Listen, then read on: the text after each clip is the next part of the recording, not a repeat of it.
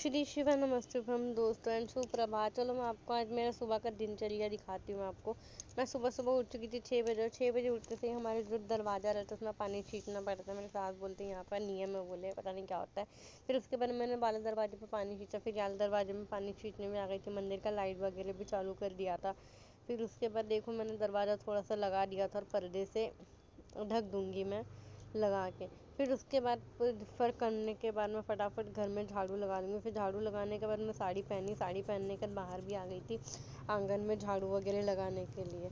इससे फिर आंगन में भी लगाते लगाते देखो गाइस आधा उजाला हो ही चुका, आप लोगों को दिख ही रहा है, क्योंकि मैंने घर में पूरा पानी वानी छींचा, फिर झाड़ू लगाया, फिर कपड़े चेंज करे, फिर बाहर आई। फिर देखो धीरे धीरे 7 बज ही गया था। फिर पानी भी थोड़ा जल्दी आ गया था, 5 मिनट। तो फिर मैंने सोचा बाथरूम में भरते रहेगा आराम से, टंकी में पाइप लगा दूंगी। तो मैंने सोचा जब तक घर में पानी भर लेती। फिर फटाफट मैंने पीने का पानी घर में भर लिया, और फिर भरने के बाद मैं आ गई थी, ऑलमोस्ट फ्री हो चुकी थी 8 बजे। फिर 8 बजे फ्री होने के बाद देखा मैंने चीकू भी सो रही है और मेरा भी काम हो गया था। मैं जाऊँगी किचन में, नाश्ता पानी खाना बनाने की तैयारी चालू हो जाएगी। फिर उसके बाद देखो हम लोगों ने फटाफट रात की 2 रोटी बची थी, फिर वो पराठे बनाए मैंने उसके।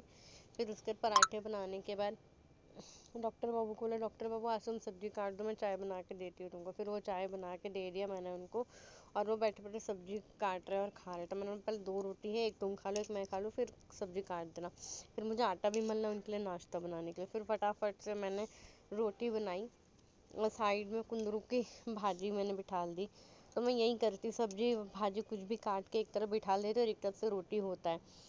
तो ये मेरा हो रहा है, यहाँ से रोटी भी हो रही है फटफट, है कि नहीं।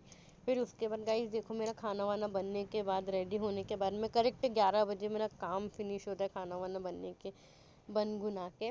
तो फिर मैं 11 बजे करेक्ट आती हूँ रूम में आने के बाद देखो टाइम हो गया।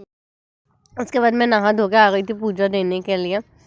पूजा देना पड़ेगा, ये घर पे है नहीं तो वो चले गए, तो फिर पूजा तो मुझे ही देना पड़ेगा, इसलिए मैं फटाफट से पूजा वूजा दे रही थी। देखो गाइस फिर पूजा वूजा देने के बाद खाना वाना खाऊंगी, फिर खाना खा के निकलूंगी कहाँ, सिलाई सेंटर के लिए।